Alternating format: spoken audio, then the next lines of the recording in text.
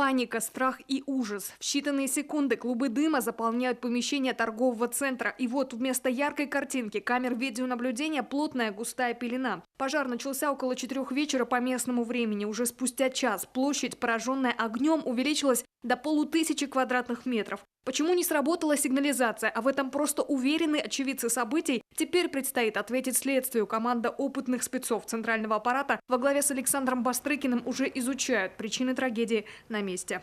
Уже задержаны и допрошены 4 подозреваемых. В их числе руководитель управляющей компании, обслуживавшей здание торгового центра, а также арендатор помещения, в котором предположительно находился эпицентр возгорания.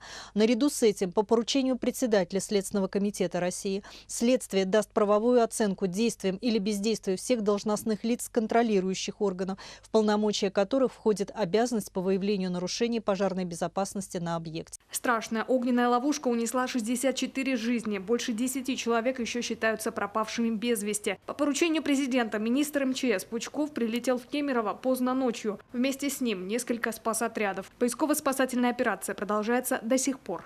Кроме того, мы спланировали дополнительные мероприятия по организации помощи и поддержки всем семьям погибших и пострадавших. К сожалению, это большая трагедия для всех нас. Я от дружной команды МЧС России от себя лично выражаю слова соболезнования. Это общая беда, которая должна нас объединить.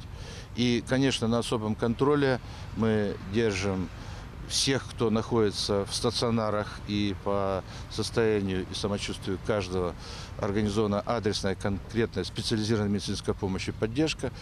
Кто получил амбулаторную медицинскую помощь, мы оставили их на контроле, и эта работа будет продолжаться. О грядущих внеплановых проверках всех торговых комплексов уже заявили в Генпрокуратуре. Надзорные органы обратят особое внимание на системы сигнализации и пожаротушения. В случае выявления нарушений будут приняты исчерпывающие меры реагирования. Трагедия в Кемерово не оставила равнодушными никого. Жители Ухты стихийный мемориал организовали часовни в память о жертвах поджога торгового центра «Пассаж». 11 июля 2005-го здесь погибли 25 человек. Шанса на спасение не оставили решетки на окнах. Вот опять, к сожалению, этот вот страшный, трагический пример, но он должен послужить, наверное, обязан просто послужить для всех организаций, предприятий, форм собственности, что ничего дороже человеческой жизни нет.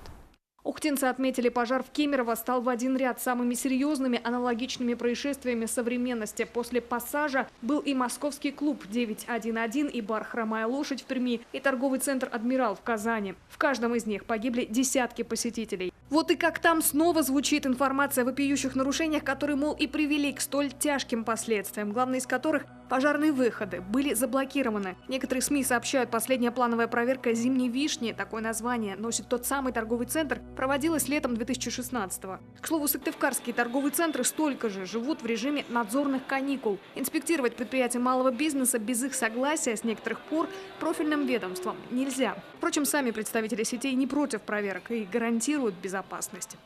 В нашем торгово-развлекательном центре установлены и работают современные системы безопасности, а именно система оповещения, система пожаротушения и система дымоудаления.